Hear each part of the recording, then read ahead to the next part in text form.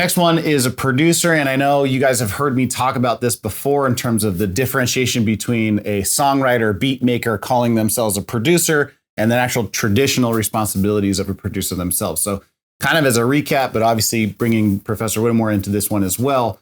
My favorite line that you say all the time is a producer is someone who can take a stick figure and make them into a Mona Lisa.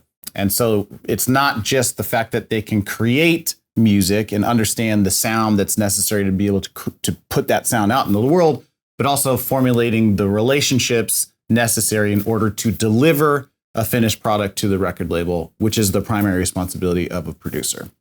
Yeah, I mean, I think, again, going back to what you were saying about a songwriter, a producer's a truly great producer is focused on going in and finding a unique sound for that particular artist, right?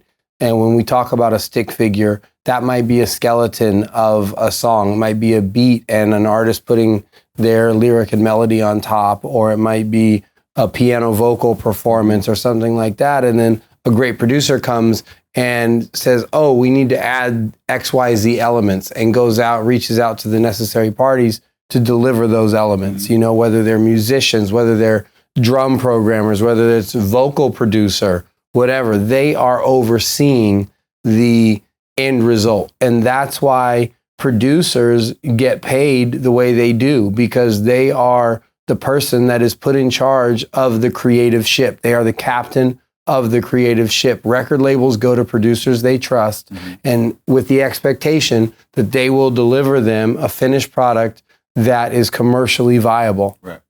And again, right back to that point, commercially viable is one of the key terms that we want to discuss there, making sure that it's technically satisfactory, that it's commercially viable. Obviously, those are subjective terms from the label, and some independent label may have different terms than a major label, but making sure that you're delivering that finished product to the label and making sure that it's a commercially viable thing, a technologically viable product, that's the responsibility of a producer.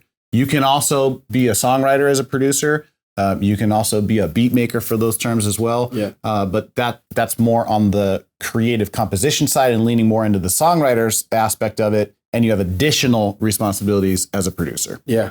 Right. Yeah. And if there's a Jay-Z documentary called Fade. I think it's Fade to Black is the name of the documentary. And it shows producers like Rick Rubin, Kanye West, Pharrell, and Timbaland working, and I think Swiss Beats as well, working on this Fade to Black Jay-Z album. And it's so interesting to see their different styles and how they approach it, So I think that's, just a good, it's entertaining and educational at the same time in regard to what it is to be a producer.